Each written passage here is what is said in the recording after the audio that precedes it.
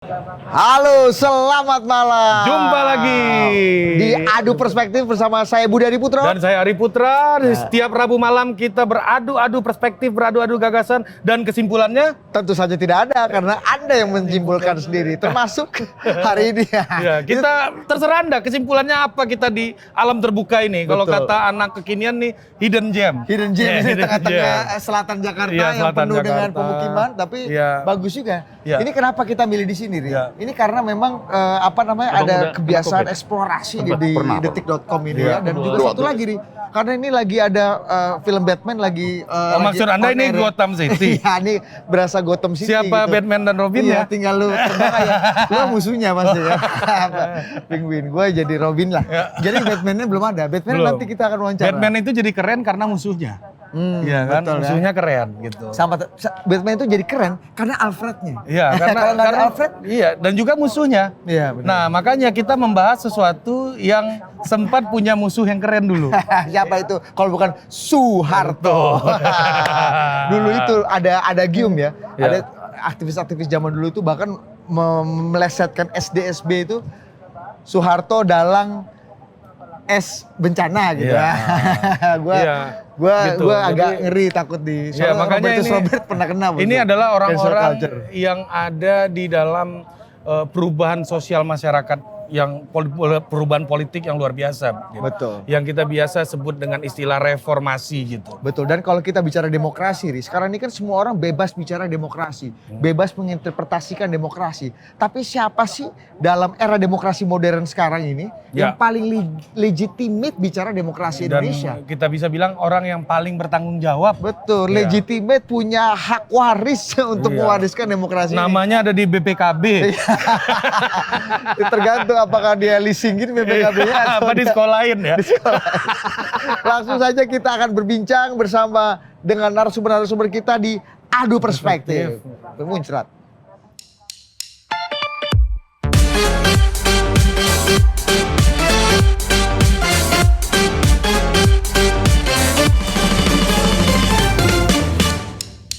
Oke, jumpa lagi. Ini nggak ada opening lagi nih. Nggak ada, Langsung udah, aja kita langsung kenalkan aja. narasumbernya karena kita akan bicara aktivis 98, bicara demokrasi kita. Kan tadi gitu, semua orang bisa bicara demokrasi, semua orang bisa menginterpretasikan demokrasi. Tapi ini orang-orang yang namanya kalau kata Ari ada di BPKB, demokrasi modern Ya, kita. nih. termasuk juga ada yang ikut ini waktu itu, ikut jadi sales. Ya. Iya, yang ikut ngejualin. Betul, ada yang berubah jadi yang jadi sales, ada Ada yang yang ada di pemilik, kan? pemilik Ya. mobilnya, ada yang ada di servisnya Ya, ya ada kan, yang servisnya ada yang juga. jual spare part, Ada. macam-macam. Ini ya. kita lagi bicara industri otomotif kan? Dan langsung saja kita akan sudah ada narasumber kita di studio pada malam hari ini. Oh enggak, sebelum narasumber kita tidak hanya berdua, Ari. Iya. Karena kita sudah ditemani oleh Kepala Divisi Propam Detik.com. Ya, yang punya pengawasan, Betul. yang punya ini Wah, deh. Ya, kan? Kalau Ya. kata jurnalis Detik, nih, I'm watching you. I'm watching you, I'm watching my you. brother. Iya. Siapa yang mau watching itu? Siapa lagi kalau bukan jurnalis senior Detik.com? Iya. Alexander Sudrajat. Iya. Wah, Mas Ajat, tepuk tangan. Good to be back, Mas Ajat. Ya, Iya kan? Udah makasih. lama menghilang, Mas. Iya. Iya, isoman. Dihilangkan dari detik.com. Anda nggak dibungkam kan oleh otoritas kan? Gara-gara itu kayaknya. Dan yang sudah bersama kita Iya. juga ada aktivis 98, sekarang politikus PD Perjuangan yang tadi namanya ada di BPKB, tapi nggak tahu yang di BPKB-nya halaman berapa nih. Iya. Emang banyak halaman. Apakah pemilik tangan pertama, tangan kedua, atau tangan ketiga? Karena ini mobil ini katanya udah dijual berkali-kali. Pindah nama ya. Pindah nama, udah balik nama. Gimana ini Samsat mana, Bang? Kenalkan dong dengan Taksim kita kenalkan siapa? Masinton Pasaribu. Waduh, Bang Masinton kita copot. Iya, Makanya kita siap. udah Bung swab Budi. antigen. Iya. Ini langsung kita impor dari Mengajak. Bali. Ya, dan kita masih menunggu satu orang narasumber kita yang lagi on the way hari ini. Betul. Ya, seorang aktivis 98 juga. Ya, kita ini kan acara reunian sebenarnya ya. Betul, kita Tapi ingin- dibikin lebih sophisticated aja ditayangin Bicara gitu. demokrasi ya, padahal sih kumpul-kumpul Kumpul dulu. dulu. Kan kita pengen menggali sebenarnya memeras bagaimana Luar pengalaman biasa. senior-senior kita ini dalam melewati masa-masa reformasi. Perubahan-perubahan politik yang Iya. sangat radikal dan transformatif ketika itu. Betul, karena banyak yang bilang sekarang ini loh kok demokrasinya kok ada yang bilang semakin menguat, Economic Intelligence Unit bilang indeks demokrasi kita makin membaik. Makin membaik kali Ada ini. yang juga bilang, oh kita nih setback nih seperti ke masa lalu. Iya. Ada yang bilang politik identitas kok sekarang jadi makin mengental. Iya. Dulu nggak ada barang ini. Iya. Mas Hinton nggak pernah bos demonstrasi soal politik identitas, nggak ada dalam Iya. zaman Dia, itu dulu. Mas Barang Hinton itu dulu. soal kebinekaan udah final. katanya. Final. Nah, tapi sekarang dipertanyakan lagi Iya. oleh Mas Hinton. Iya. Ya kan? Makanya perlu GBHN. Bang Bisa Mas aja. Hinton, gimana nih? Coba masuk dulu di mana? Kita masuk dulu ke Kang Kang Ajat. Ajat, Ya, betul. Pertanyaan pertama, Kang. Bagaimana pengalaman Anda selama isoman gue? Waduh. Enggak, ketika 98 nih Kang Ajat masih maba atau sudah Gua masih- mengais penghasilan Enggak, waktu itu atau Masih celana gimana? biru kayaknya gue. Itu gue. Itu kita udah Kang itu, Ajat ini jurnalis yang sudah meliput Ribut. ketika peristiwa 98. Nah, Bang Mas Hinton nih, dia yang beritakan nih Bang, Iya. zaman dulu. Dan Bang, Kang baru- Ajat ini salah satu pengalamannya, Ri, jalan kaki dari Trisakti Grogol ke Pulau Bang? Gadung. Pulau Pulau Gadung. Gadung. Itu bukan markas TV One ya, tapi ada peristiwa di Pulau Gadung. Kenapa Anda sebut merek? Kan Bang Karni senior kita. Iya, iya, ya betul, kan, betul. Ngawat Bang Iya, Karni. dan- Nah, kita nih di sini Dan Kang Ajat ini udah di saat itu udah jadi sales reformasi. sales informasi. Iya. Karena dia memberitakan Memberitakan, Iya kan? menjual ide ini. perjuangan Mas Hinton, Iya. sehingga Mas Hinton tidak sendiri. Iya. Ada 2, Sales. 3, 100, 200, 300 Mas Hinton lain yang Iya. mengikuti ini. Nah, Silakan, udah Kang cukup Ajat. nggak dramatisasi Iya. kita untuk Iya. menggambarkan kehebatan Anda? Bukan cuma basah banjir kayaknya. Ini memang SOP-nya gitu Iya. di sini mengenalkan orang secara berlebihan. Iya. Di sini Hiperboleh. boleh kecuali tim pansel KPU yang dikritik Mbak Titi Anggraini. Memuja terlalu berlebihan. Gimana Silakan Kang Kak, Ajat? cerita Ya, paling injekannya waktu itu. bahwa tadi dibilang saya jalan kaki dari Trisakti ya sampai Pulau Gadung. Pulau Gadung kebetulan kantor saya dulu Nah. di Berita Buana dulu ya. Jadi waktu itu kan setelah terjadi aksi penembakan tuh, para budayawan, tokoh-tokoh datang ke kampus kan, kayak Rendra segala macam itu kan baca. Termasuk Pak Hendarji ya, yang saya lihat betul tuh Pak Hendarji Hendarji. Supanji. Hendarji Supanji. Oh. Dulu waktu itu dia Pomdam, kolonel ya. Yang Itu mantan calon gubernur DKI waktu itu kan sempat. betul, betul. Jadi calon independen. Calon pimpinan KPK juga tapi nggak lolos. Dia yang ditolak sama para mahasiswa di anjing-anjing wah diusir lah kasihan loh itu. Keluar dikata barang itu, Bos. Kasihan itu ya. Dan mungkin itu pengalaman pertama saya juga sebagai kok wartawan berani-beraninya, unyu-unyu, wartawan Kang? unyu-unyu. Kok berani, kena Wak? air mata itu, gas air mata. Oh gitu. Pertama kali di situ kan. Gimana ketika- situasinya gimana tuh Kang waktu itu? Apa yang terjadi? Ya kan mahasiswa demo-demo juga kan pasca penembakan itu. Kayak semacam aksi solidaritas lah ya. Tapi di luar Brimob masih banyak, tentara masih banyak. Untuk mengusir mereka tuh tembakin gas air mata. Kita puluhan wartawan di dalam lingkungan kampus juga lari kemana-mana. Pengalaman pakai kita bilangnya odol ya, padahal pasta gigi ya. Iya, benar. Tempelin di sini. Untung Anda nggak sebut sapu merek. tangan pakai buat Sebut ngilangin aja itu. mereknya Kang biar naro Ah. iklan di sini. Iya, iya, benar-benar. Ya itu pengalaman pertama kali gimana ngerasain gas air mata di situ ya. Kalau sebelumnya mungkin ada aksi-aksi, itu sudah masuk zaman Pak Habibie ya. Rencana penggulingan Jadi Pak itu Habibie. masih zaman Pak Harto ya, dan waktu itu Kolonel POM Angkatan Darat, Kolonel POM Kodam Jaya, Kodam ya, Jaya. itu udah diprotes dan berani kritik oleh mahasiswa ya. Iya. Diusir kasarnya kan. Wow, itu luar biasa tuh. Nanti kita minta ceritanya Bang Mas Hinton nih soal itu. Menarik. Nah itu kan nggak ada angkutan waktu itu. Kita Jadi tuh- mungkin ribuan orang ya, semua karyawan-karyawan sepanjang jalan Es Parman itu. Kami ada yang jalan sampai Gatot Subroto. Kalau kita lewat ke Petamburan, nembus Tanah Abang, Kebon Sirih, segala macam kan. Jalan sempat total mungkin jam berapa ya? Dari asar sampai jam 9 sampai kantor itu. Iya. Karena nggak ada bis, nggak ada apa itu kan. Lumpuh waktu itu. semua tuh, nggak Lumpuh ada semua angkutan. angkutan, iya. Jadi nggak ada Tapi ya? juga nggak berasa capek karena ribuan orang jalan kaki itu kan. Oh, jadi long Kayak march itu ya, semacam ngungsi, itu ya. Tapi ngungsi ke rumah masing-masing. Kembali ke rumah masing-masing waktu itu. Oke. Oke Kang, makasih Kang. Menarik. Ini kita udah kedatangan narasumber satu lagi, Din. Ya, kita Bisa sudah pakai- kedatangan nih Kiai kita, Iya. Al Ustad. Al Ustadz Iya. Usman Hamid. Wah. Mantap. Bang Usman. Gimana, Bro? Ini dia, mantap. Baik, brother. Bang, sehat Bang? Sehat, alhamdulillah. Ah, mantap. Thank you Bang for coming. Iya, iya. Ini kita lagi cerita nostalgia sedikit-sedikit. Ini Bang Masinton katanya dan Bang Usman ini orang yang namanya ada di BPKB Reformasi. dan Demokrasi. Tapi katanya mobilnya udah dijual berkali-kali, maksudnya jadi balik nama. ada. Kalau Kang Ajat sales waktu itu Betul. sebagai jurnalis gitu kan. Yang jual Mas Sinton. Gua nggak bilang. Akan jual gadein kali dia. Iya. Nah kita pengen tanya juga cerita-cerita. Tadi Kang Ajat udah cerita, dia menjadi jurnalis yang meliput ketika itu peristiwa 98 gitu Kang ya. Dan di situ kita lihat bagaimana mahasiswa udah bergerak bersama, berkumpul bersama masyarakat. Entah kalau kita ingat reformasi di korupsi beberapa tahun lalu anak STM juga terlibat. Waktu itu ada nggak anak STM atau nggak ada ya? Nggak ada. Karena kalau dua peristiwa misalnya demonstrasi besar, malari gitu ya kalau kita lihat dan kemarin reformasi di korupsi itu tidak hanya mahasiswa yang bergerak, Tapi seluruh elemen. iya, Bang Panda justru menganggap bahwa dalam ceritanya di bukunya peristiwa malari itu justru malah yang membuat Jakarta menjadi porak-poranda lah ya, merah menyala. Bukan karena PDI, tapi karena terbakar di mana-mana. Itu karena orang-orang non mahasiswa waktu itu. Nah waktu itu kondisinya gimana Kang Ajat? Kalau waktu yang pasca penembakan ya memang masa banyak ya. Tapi aku nggak terlalu spesifik melihat apakah kayak yang demo-demo kemarin pakai seragam sengaja, seragam anak-anak sekolah gitu nggak ada, nggak ngelihat. Tapi kalau masyarakat banyak ikut merasakan dampaknya ya karena nggak ada transportasi segala macam lumpuh gitu, iya. Dari semua lah saat itu. iya. Chaotic ya. Ini nanti kita bicara juga mengenai kerusuhannya, mengenai perpenjarahannya itu sisi lain lah ya.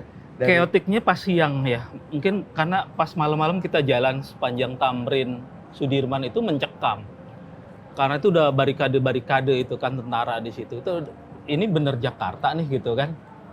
Yang tadinya dipenuhi orang-orang berdasir, begitu gelap sedikit udah loreng semua itu kan.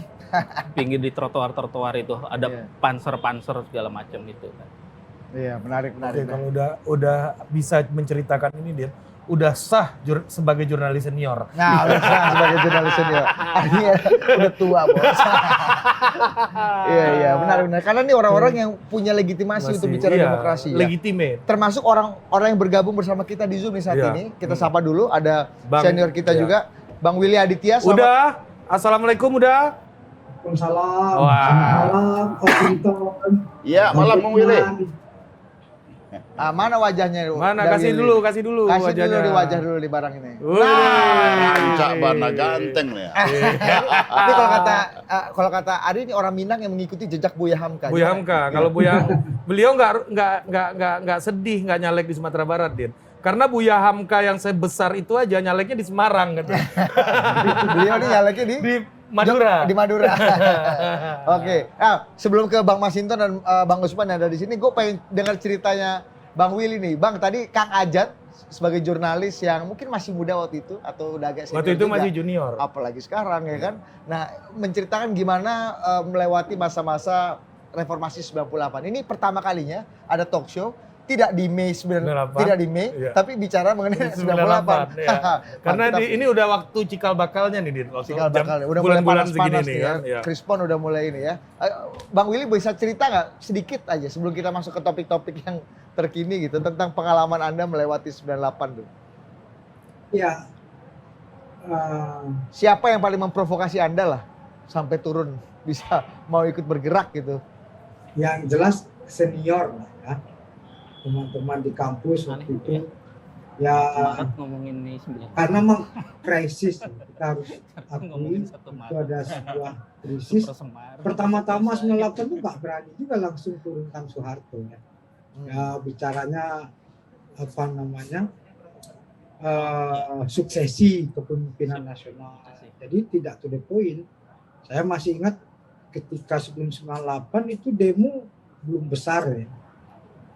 Kita demo itu ya tadi di belakang Ajat tadi demonstran kalau ya mentangin spanduk aja sekitar 20 orang paling banyak lah ya itu langsung ditangkap. Dan itu paling lucu ya atas nama Undang-Undang Dasar 1945 dan Pancasila Anda dibubarkan. Itu hal-hal yang sangat berkesan. Habis itu ketika krisis ya banyak terjadi ya di Jogja waktu itu pembakaran patung Soeharto. Ya. Yang pertama kali ya, yang cukup besar. Habis itu meninggalnya Moses ya, Gatot Kaca itu demo, tapi itu sudah bulan Mei ya. Sama seperti tragedi Trisakti ya. Itu juga jadi trigger ya. Tapi prakondisi sebelumnya itu juga apa ya, jaring teman-teman lah, ada spirit untuk kemudian anti KKN ya. korupsi, nepotisme itu yang kemudian menjadi keresahan.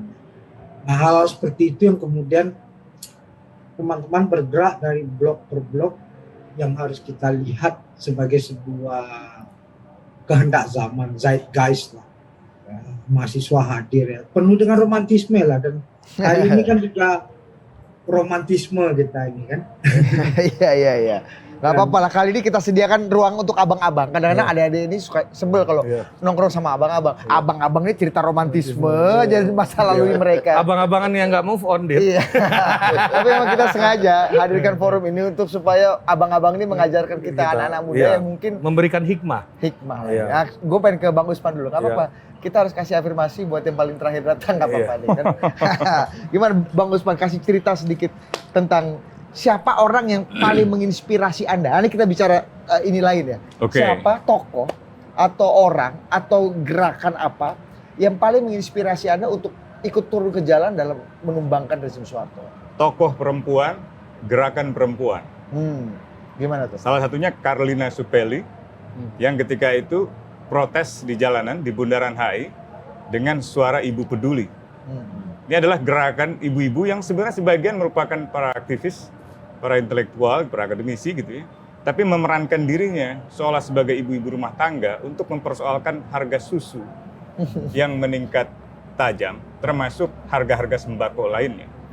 Tapi dengan sangat elokuen, mereka mengartikulasikan kenaikan harga susu ini sebagai cermin dari problem ekonomi nasional, krisis moneter gitu ya, dan berbagai krisis lainnya gitu ya.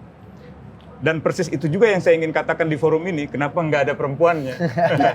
Kita sudah berupaya, Bang. Sebenarnya sejarah itu bukan milik laki-laki.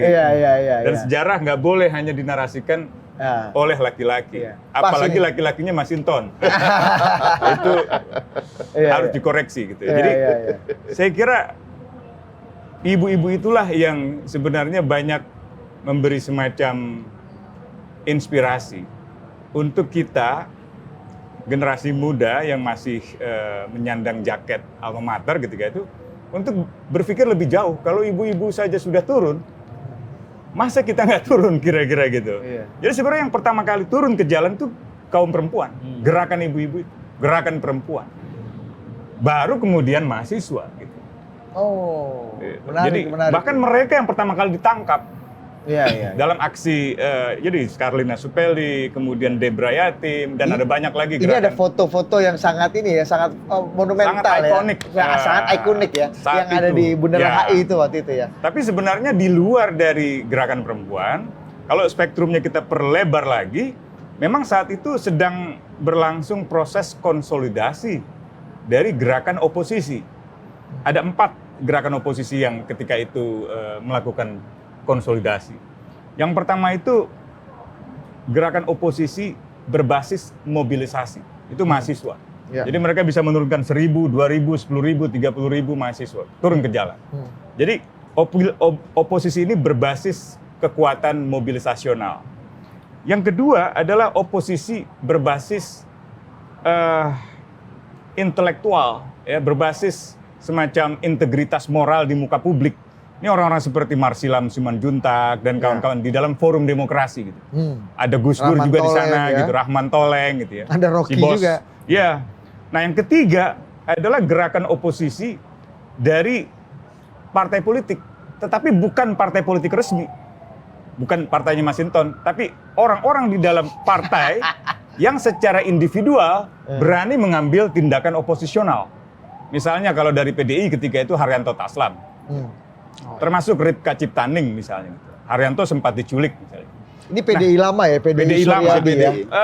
Saya Bu kira Mega tuh. PDI Mega juga. PDI Mega, Mega. ya, PDI Mega ketika itu, dan mereka inilah yang kemudian saling mempersatukan diri gitu ya, lewat berbagai pertemuan, perjumpaan di berbagai tempat, terutama di kantor LBH saat itu. Nah ini yang keempat, yaitu gerakan oposisi berbasis kelompok-kelompok organisasi non-pemerintah, seperti LBH, Walhi, dan banyak lagi lembaga lainnya. Jadi 4 gerakan oposisi inilah yang ketika itu berkonsolidasi, bersatu, baru bisa menurunkan atau bisa melemahkan kekuatan Orde Baru gitu. Tahun 80-an, berbagai generasi organisasi non-pemerintah sebelumnya mencoba untuk menjatuhkan Soeharto, gagal. Begitu pula gerakan mahasiswa, tahun 78 Heri Ahmadi dan kawan-kawan di ITB dipenjara, dikenakan pasal penghinaan presiden misalnya. Tahun 74 misalnya dalam Malari itu juga gagal. Seluruhnya gagal ketika hanya bergerak sebagai satu spektrum dari gerakan sosial atau dari gerakan oposisi gitu. Tapi ketika saling bertemu, saling berkonsolidasi gitu ya. Jadi orang-orang seperti Arianto Taslam atau misalnya dulu ada beberapa politisi dari P3 atau Partai Ka'bah bertemu dengan aktivis mahasiswa, bertemu dengan aktivis ya LSM misalnya sebutnya gitu ya, organisasi non pemerintah, lalu rapat menggelar misalnya pemboikotan pemilu atau menyatakan menolak kepemimpinan Soeharto gitu, atau menuntut diturunkannya harga sembako gitu. Itulah sebenarnya bola salju yang akhirnya berujung dengan kejatuhan Soeharto. Tentu saja orang boleh berteori ada krisis moneter ya, pelemahan kekuatan ekonomi pemerintahan, juga dekonsolidasi di dalam pemerintahan. Jadi mulai ada perpecahan di dalam tubuh pemerintahan Soeharto, menteri-menteri mundur gitu ya. Perpecahan di kalangan militer, tentu itu juga faktor-faktor lain. Tapi yang saya ingin katakan adalah tanpa ada konsolidasi gerakan oposisi, nggak akan mungkin kita memiliki kebebasan seperti yang kita rasakan hari ini. Gitu. Konsolidasi gerakan oposisi. Dan banyak dari mereka yang saat ini juga masih bertahan dalam politik, masih bertahan sebagai aktivis LSM, ada di lembaga-lembaga apa namanya? Ini ada yang menarik dari pernyataan Mas Usman tadi. Gimana? Dia kan bilang yang siapa? Tokoh perempuan, Karlina Supeli gitu kan, memperjuangkan harga susu. Tapi kita tahu 2 hari lalu ya kalau nggak salah ya, ada demo besar para mahasiswi perempuan. Gue bayangan gue mereka kan bicara soal minyak goreng gitu kan, Ini dia, keluhan dari ibu-ibunya. Ternyata bukan, yang dibahas soal oligarki. Gue bilang ini apa kaitannya gitu kan. Ini nih ada artikel di Detik ini kan Kang Ajat ya? Nah ya ini, demonya soal oligarki, tidak menyentuh hal yang sebetulnya itu persoalan keseharian dia, ibunya, keluarganya gitu. Ini kan mungkin agak ngawang-ngawang. Ini yang berbeda dengan pintu masuk ketika Ibu Karlina dan kawan-kawan waktu itu. Ini soal pintu masuk. Meskipun isunya terkait kekerasan seksual, ada isu juga undang-undang yang memang lagi dibahas dan nggak kunjung disepakati oleh fraksi-fraksi, termasuk fraksinya Pak Masinton ya. Nah, nanti kita kasih. Bukan, dia yang setuju, dia yang memperjuangkan, yang menolak yang dari PKS. Balik dulu ke 98 nih. 98 dulu barang ini. Ada di mana Bang waktu itu? Iya, jadi begini. Kalau yang tadi dan siapa tokoh yang menginspirasi Abang?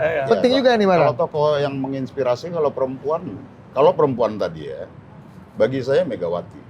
Bukan karena beliau ketua umum saya. Bukan ini jawaban aman ya? Pada saat itu kan saya belum PDI Perjuangan, belum PDI pada saat itu. Gitu loh, kita tapi masih darah udah merah. digerakkan. Ya, darah kita merah, ideologi kita juga merah, ya. Nah, jadi bagi aku kenapa Ibu Megawati memang satu di antara tokoh perempuan yang pada saat itu ya memilih jalan perjuangan dengan caranya. Bahkan kemudian melawan otoritarian itu dengan caranya. Tidak dengan cara yang meskipun pada saat itu dorongan masa apa segala macam itu ya, kalau kita kenal dulu ada masa pro Megawati gitu ya. Sampai kemudian ada gerakan Mega Bintang yang kalau kata Bung Usman tadi dipelopori oleh kader-kader partai baik PDI, P3 pada saat itu, karena kan masih 2 partai politik satu golongan karya pada saat itu. Yang kemudian menjahit ini menjadi sebuah gerakan. Nah, begitupun ketika di gerakan mahasiswa.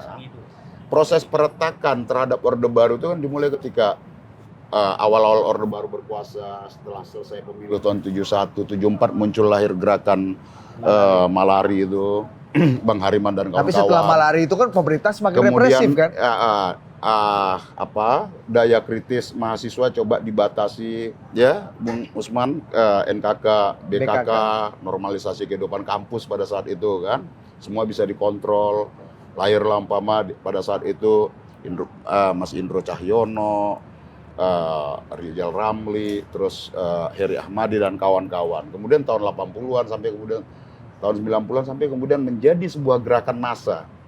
Nah, pada saat itu dari berbagai elemen yang tadi sudah disampaikan oleh elemen oposisi yang disampaikan oleh Bung Usman Hamid pada saat itu, kenapa dia tidak bisa menyatu gitu? Karena memang isunya terlalu elitis, sama seperti yang baru ditampilkan tadi ketika kenaikan minyak goreng lu ngomong oligarki kan nggak nyambung sama rakyat.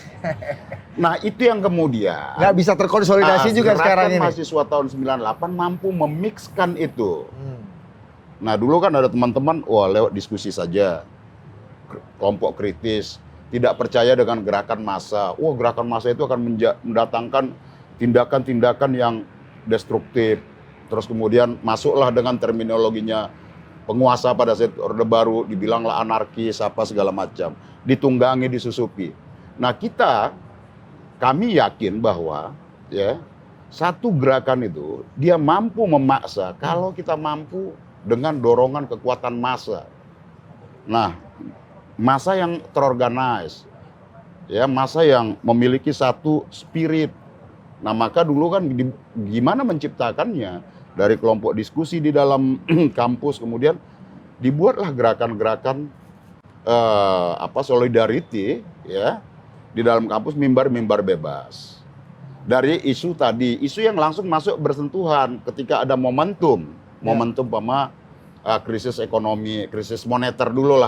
Ya kan kalau kita bilang krisis apa segala macam kan pada saat itu inflasi apa segala macam kan masyarakat nggak nyambung. Tapi ketika kita bicara turunkan harga, masyarakat mulai nyambung. Kan? Kemudian pada saat itu ya sama seperti disampaikan Kang Ajat tadi, semua elemen perubahan itu pro demokrasi itu menginginkan, termasuk pers yang dikekang betul, yang merasakan dampak otoritarianisme Orde Baru itu.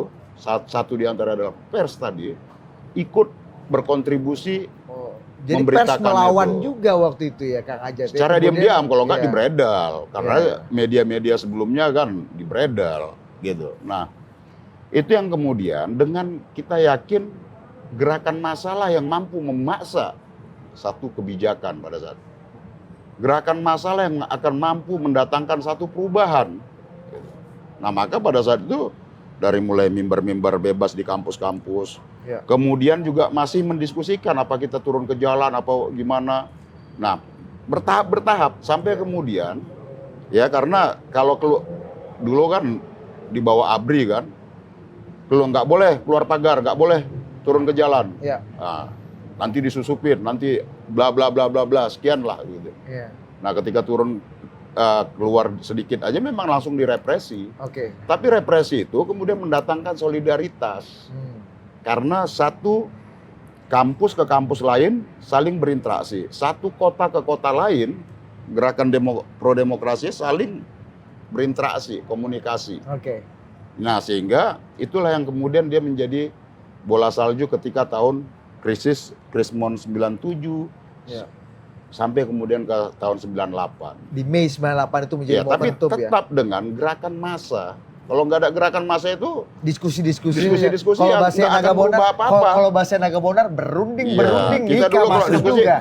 Ini kita apa ini? Kita bisa ejakulasi cuman di sini aja, kira-kira gitulah. Iya kan? Oke.